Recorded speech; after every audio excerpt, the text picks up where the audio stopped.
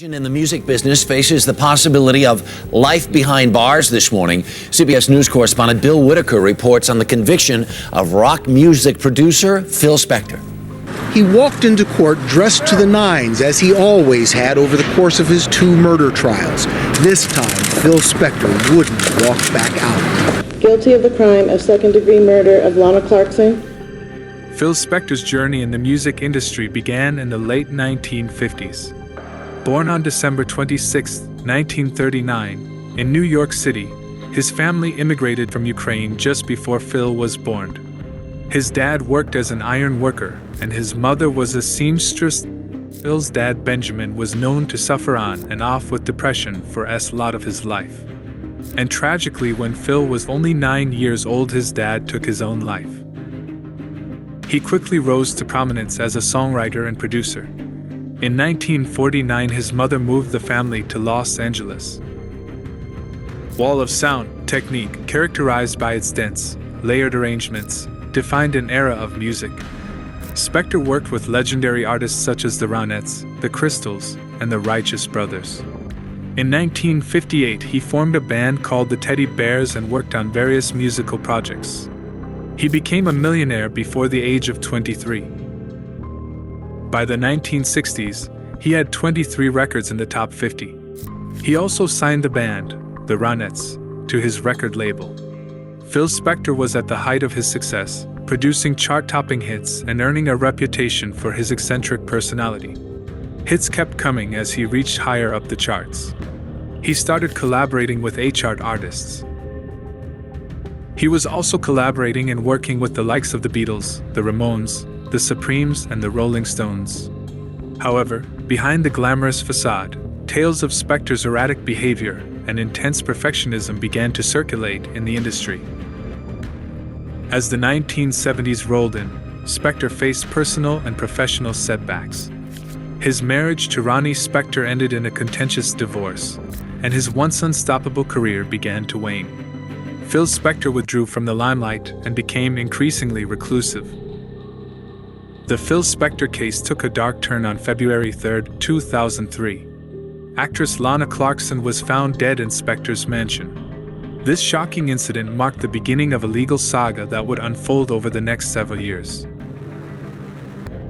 Lana Jean Clarkson, born on April 5, 1962, was an aspiring actress and model who had appeared in several films and television shows. Lana Clarkson had met Phil Spector earlier in the evening at the House of Blues, where she was working as a hostess. Phil Spector invited her to his mansion. He was drunk that night. Around 5 a.m., Spector's driver Adriano de Souza had a loud sound. He saw the back door slowly open. Phil Spector emerged holding a gun and said, "I think I've killed someone." After looking closely, he saw Lana Clarkson covered with blood sitting on a chair. He phoned 911. 911, what are you reporting? Hi, my name is Adriano. I think my boss killed somebody. Please, can you send me You think your boss killed somebody? Yes, sir. Okay, and your boss's name? It's Phil Spector. I'm sorry? Phil Spector. When the police arrived at the crime scene and started their investigation, All units, one shot fired, Pyrenees Castle, 1700 Grandview. they got a gun next to Lana's body.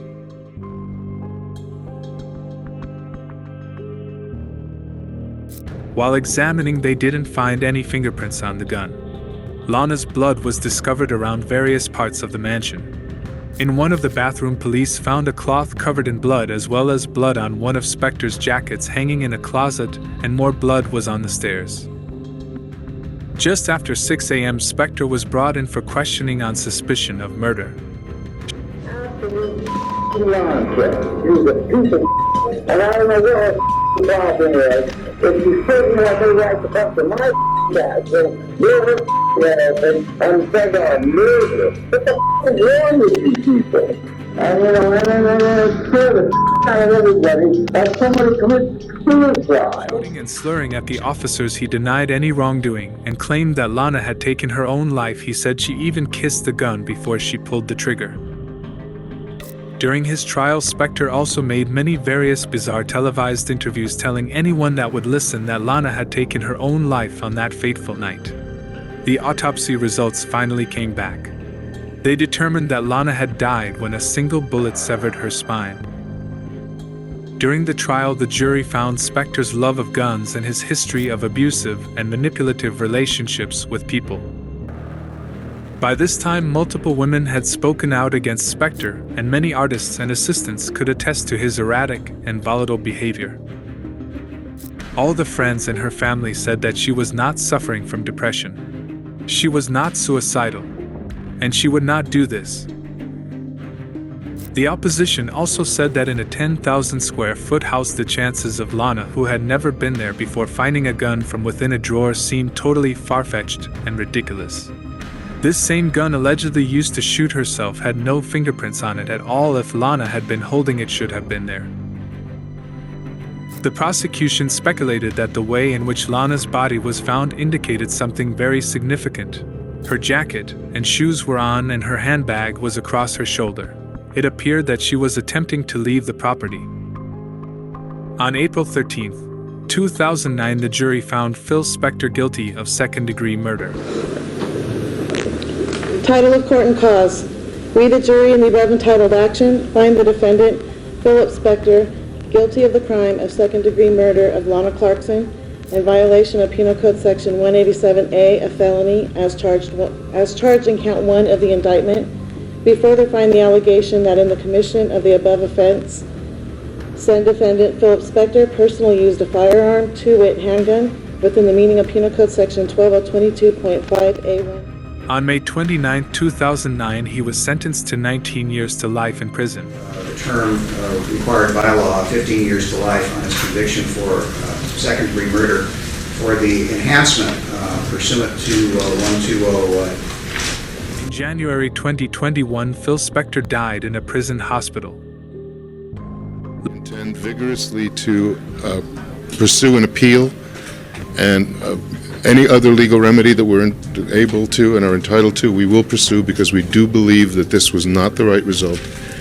We do tell you that Mr. Spector did not kill Lana Clarkson, and we hope that somehow, by the time we are done, we will have been able to prove that. With this verdict and this sentence, a message has been sent. I think a very clear message has been sent. If you commit crimes in our communities, if you commit violence against our citizens, we, under the watchful eye of the District Attorney's Office, we will find you. We will prosecute you. Lana Clarkson's passionate, warm, and loving personality lives on through her friends and family. She was a funny and talented woman who had so much more to give and achieve. Her life was cut tragically short, but the memories people have of her continue to keep her vibrant spirit alive. Thank you for joining me on this unsettling journey into the heart of the Phil Spector case. If you found this exploration intriguing, don't forget to like, subscribe, and hit that notification bell for more true crime content.